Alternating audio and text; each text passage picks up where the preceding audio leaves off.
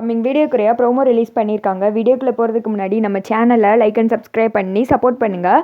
Video வந்துட்டு இன்ட்ரெஸ்டிங்காகவே இருக்குது. First சீனில் வந்துட்டு ஐயோ போச்சு அவ்வளோதானா கடவுளே, என் குழந்தைக்கு எதுவும் ஆயிடுமா, யாருமே நிற்க மாட்றாங்களே அப்படின்னு சொல்லிட்டு அந்த சேட்டோட ஒய்ஃபு குழந்தைய வச்சுட்டு பதட்டத்தில் இருக்காங்க. அதே சமயத்தில் கார்த்தியும் ரேவதியும் அவங்கள வந்துட்டு பார்க்குறாங்க. கார்த்தி வேமா வண்டியை ஸ்டாப் பண்ணிவிட்டு வெளியில் வந்துட்டு போகிறாங்க. என்னங்க ஆச்சு அப்படின்னு சொல்ல, சார் எனக்கு கொஞ்சம் ஹெல்ப் பண்ணுங்கள் சார், என் பொண்ணை வந்துட்டு பாம்பு கடிச்சிச்சு சார், எப்படியாவது ஹாஸ்பிட்டல் கூட்டு போகணும் சார், வர்ற வழியில் ஆட்டோ வேற ரிப்பேர் ஆயிடுச்சு சார், எங்களை எப்படியாவது ஹாஸ்பிட்டலில் கொண்டு போய் சேர்த்துருங்க சார், என் பொண்ணு பாவம் சார் அப்படின்னு சொல்ல, வாங்க வாங்க அப்படின்னு சொல்லிட்டு எதுக்கு கவலைப்படாதீங்கன்னு கார்த்தி வண்டியில் ஏற்றி வந்துட்டு கூப்பிட்டு போய்கிட்டு இருக்காங்க. இங்கிட்டு வந்துட்டு ரேவதி சொல்கிறாங்க, அம்மா நீங்கள் எதுக்கு கவலைப்படாதீங்க, கடவுள் கைவிட மாட்டார், நம்ம பாப்பாவுக்கு ஒன்றுமே ஆகாது அப்படின்னு சொல்லிட்டு இருக்க அவங்களும் வந்துட்டு ரொம்ப நன்றிமா, நீங்கள் மட்டும் இல்லாட்டி அவ்வளோதான் அப்படின்னு சொல்லிட்டு பேசிக்கிட்டே ஹாஸ்பிட்டல் போயிடறாங்க. ஹாஸ்பிட்டலில் உள்ளே போனதுமே டாக்டர் என்னாச்சுன்னு கேட்க பாம்பு கடிச்சிச்சு அப்படின்னு சொன்னது. உள்ளே போய் ட்ரீட்மெண்ட் பார்த்துட்டு இருக்காங்க. அப்புறம் அந்த பொண்ணுக்கு வந்துட்டு மாஸ்க்கு எல்லாம் செட் பண்ணி வச்சுட்டு வெளியில் டாக்டர் வராங்க. டாக்டர் ஒன்றும் பிரச்சனை இல்லையே அப்படின்னு கேட்க, ட்ரீட்மெண்ட் போய்கிட்டு இருக்குமா, நான் சொல்கிறேன், இப்போதைக்கு அவங்கள வேமா கொண்டு வந்ததுனால காப்பாற்றியாச்சு, கரெக்ட் டயத்துக்கு வந்திருக்கீங்க அப்படின்னு சொல்லிட்டு டாக்டர் கிளம்பிடுறாங்க.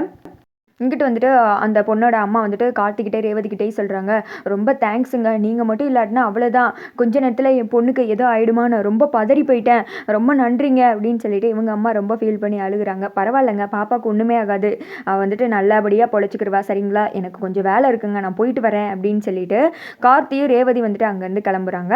அப்போ வந்துட்டு இங்கே இந்த சேட்டோட ஒய்ஃபுக்கு ஒரு ஃபோன் வருது. யாருன்னு பார்த்தா சேட்டை தான். அவன் வந்துட்டு ஃபோன் அட்டன் பண்ணி, யோ உனக்கெல்லாம் கொஞ்சமாவது அறிவு இருக்காயா, நான் சொன்னல அந்த கலசத்தினால நமக்கு பிரச்சனை வரும்னு, கலசத்தை வாங்கிட்டியா இல்லையா அப்படின்னு சொல்லிட்டு கேட்க, அந்த வேடை வந்துட்டு அந்த கலசம்ன்ற வேடை கார்த்தியும் ரேவதியும் வந்துட்டு கேட்டுடுறாங்க.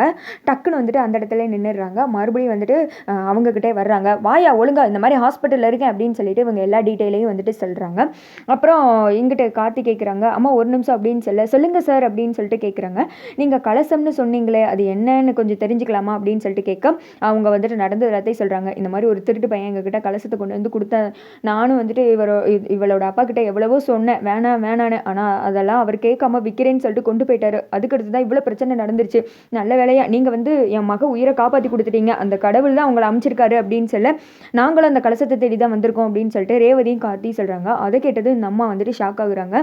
ஆமாங்க, அவங்க விற்றது வந்துட்டு எங்கள் ஊருக்கு கோவிலுக்கு கொடுக்க வேண்டிய கலசத்தை தான், நாங்கள் வந்துட்டு அந்த கலசத்தை தான் தேடி அலைஞ்சிட்ருக்கோம் அப்படின்னு சொல்ல, நல்ல வேலையா அந்த கடவுள் தான் உங்களை என் கண்ணில் வந்துட்டு சிக்க வச்சிருக்காரியா, நீங்கள் இருங்க, கண்டிப்பாக அந்த கலசத்தை இவர் வரவும் நான் கேட்டு உங்களுக்கு வாங்கி தரேன் அப்படின்னு சொல்ல, சரின்னு சொல்லிட்டு ரேவதி சொல்கிறாங்க. அப்போ கலசம் கிடைச்சிருமோ நமக்கு, எப்படியாவது ஊர்க்காரங்க பஞ்சாயத்துலேருந்து நம்ம வெளியில் வந்தால் போதும், அம்மா அசிங்கப்படாமல் இருக்கணும் அப்படின்னு சொல்ல, நான் தான் சொன்னல எதுவும் ஆகாதுன்னு, நீ இரு கொஞ்சம், அப்படி அவர் வரட்டும் அப்படின்னு சொல்லிட்டு இவங்க வெயிட் பண்ணிட்டு இருக்காங்க. அதே சமயத்தில் அந்த திக்கம் தான் காமிச்சிட்ருக்காங்க. ஊர்க்காரங்களாம் வந்துட்டு சாமுண்டீஸ்வரி அவங்க வீட்டுக்கு வந்துட்டு வர்றாங்க. சாமுண்டீஸ்வரி அவங்க, என்ன இது ஊர்க்காரங்களாம் வர்ற மாதிரி இந்த கெட்டி மேலே சவுண்டெல்லாம் கேட்குது, கொட்டு சட்டெல்லாம் கேட்குது அப்படின்னு சொல்லிட்டு வெளியில் எட்டி வந்து பார்க்குறாரு மயிலு. ஐயோ ஊர்க்காரங்களாம் சேர்ந்து வந்துட்டு இருக்காங்களே அத்தை, போச்சு கலசத்துக்காக ஊர்க்காரங்க எல்லாருமே வந்துட்டு வர்றாங்க அத்தை நம்மளை கூப்பிட்றதுக்கு அப்படின்னு சொல்ல, அதை கேட்டது சாமுண்டீஸ்வரி ஷாக் ஆகிறாங்க. சந்திரா வந்துட்டு மனசுக்குள்ளே சிரிக்க ஆரம்பிச்சிடுறாங்க. உன்னோட இந்த மூஞ்சியை பார்க்குறதுக்கு தாங்க இவ்வளோ நாள் வெயிட்டிங்கு, எப்படி எல்லாம் முன்னாடி அசிங்கப்பட்டு நிற்க போகிற பாரு அப்படின்னு சொல்லிட்டு சந்திரா பயங்கர ஹாப்பியாக இருக்காங்க. இங்கிட்டு வந்துட்டு சிவனாண்டியும் சந்தோஷத்தில் வர்றாரு. சாமுண்டீஸ்வரி நீ எப்படி அசிங்கப்பட்டு போகிற, அதை பார்த்து நான் ஆனந்தமாக சிரிக்க போகிறேன், இப்போ எல்லாம் முன்னாடியும் உன் முகத்தை எங்கே கொண்டு போய் வச்சுப்பேன்னு சொல்லிட்டு நானும் பார்க்குறேன் அப்படின்னு சொல்லிட்டு இவங்க வந்துட்டு அவங்கவுங்க மனசுக்குள்ளே வந்துட்டு சந்தோஷத்தில் இருக்க. அதோட பார்த்தீங்கன்னா வீடியோ வந்துட்டு முடிஞ்சிடுது. கண்டிப்பாக கார்த்தி ரேவதியும் கரெக்டாக கலசத்தை வாங்கிட்டு சாமுண்டீஸ்வரியோட அவங்க மான மரியாதையை காப்பாற்றிடுவாங்க. அப்படி தான் சீன் கொண்டு வரும். இது மூலயமா வந்துட்டு சந்திராவோட நேம் வெளியில் வருமா அப்படின்னா இல்லை, கார்த்தி வந்துட்டு கண்டிப்பாக யாருக்கிட்டே சொல்ல மாட்டான்னு நினைக்கிறேன். அப்படி சொல்கிற மாதிரி இருந்தால் ரேவதி வச்சு அவன் வந்துட்டு சந்திரா மேடம் தான் பண்ண சொன்னாங்கன்னு சொல்லியிருப்பான். நீங்கள் என்ன சொல்கிறீங்க?